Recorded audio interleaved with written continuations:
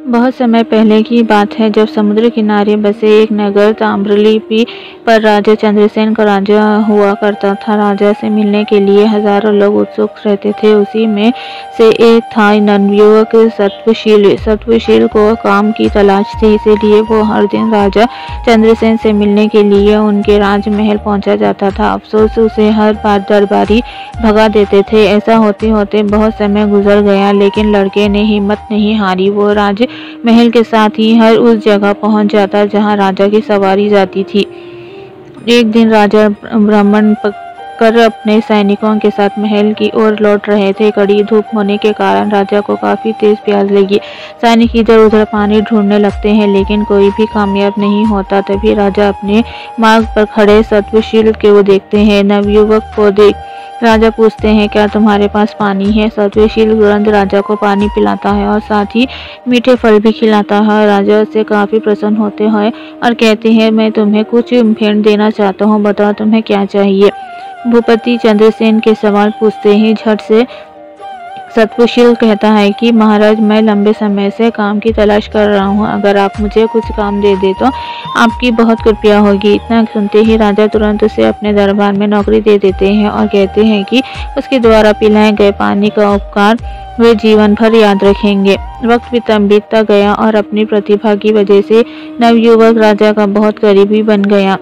एक दिन भूपति चंद्रसेन सत्वशील से कहते हैं, हमारे नगर ताम्रलिप्ति में बेरोजगारी काफी बढ़ रही है, इसीलिए हमें कुछ करना चाहिए। इतना सुनते ही नवयुवक कहता है, आप हुक्म कीजिए महाराज। राजा कहते हैं, हमारे पास एक टापू है जो काफी भरा भरा है। अगर वहाँ कुछ खोज की जाए तो काम के कुछ अवसर मिल सकते हैं। इतना सुनते ही सत्वशील जी महाराज कहकर टापू के लिए रवाना हो गया। समुद्र के रास्ते टापू के पास पहुंचते ही सत्वशील को पानी में तैरता हुआ एक झंडा नजर आता है। झंडे को देखते ही वह हिम्मत जुटाकर पानी में कूदता है। पानी में कूदते ही नवयुवक सत्वशील टापू की राजकुमारी के पास पहुंच जाता है, जहां वो अपनी सहेलियों और सेविकाओं के साथ गाना गा रही होती है। राजकुमारी को नवयुवक अपना परिचय देता है। कुछ देर बातचीत करने के बाद राजकुमारी सत्वशील को भोजन का निमंत्रण देती है और खाना खाने से पहले पास के ही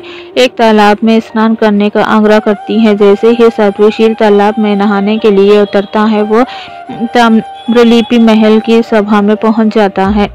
एकदम सभा में सत्वशील को देख राजा चंद्रसेन आश्चर्यचकित हो जाते हैं। वे उससे पूछते हैं, अरे तुम यहाँ कैसे? सत्वशील राजा को पूरी घटना के बारे में बताता है। सारी बातें जानने के बाद राजा भी उस टापू में जाने का फैसला लेते हैं। वहाँ पहुंचकर भूपति चंद्रसेन उस टापू पर जीत हासिल कर लेते हैं।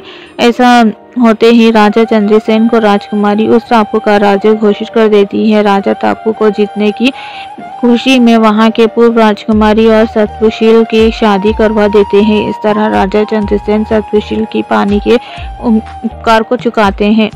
इतनी कहानी बताकर बेताल चुप हो जाता है और विक्रम से पूछता है कि राजा चंद्रसेन और सत्वशील दोनों में से सबसे बलवान कौन था? सवाल सुनते ही विक्रम बोल पड़ता है, सत्वशील ज्यादा शक्तिशाली था। बेताल पूछता है, कैसे? तब विक्रम बताता है कि सत्वशील बिना कुछ सोचे समझे ही टापू के पास झंडा देखकर पानी में कूद जाता है। वहाँ कूदने पर उसे किसी भी तरह का खतरा हो सकता था, जबकि राजा को पता था कि वहाँ पानी में कोई खतरा नहीं है। सवाल का जवाब मिलते ही बेताल राजा विक्रम से कंधे से उड़कर वापस घने जंगल में किसी पेड़ पर जाकर बैठ जाता है। हिम्मत कभी नहीं हारनी चाहिए और कम लगातार करने चाहिए।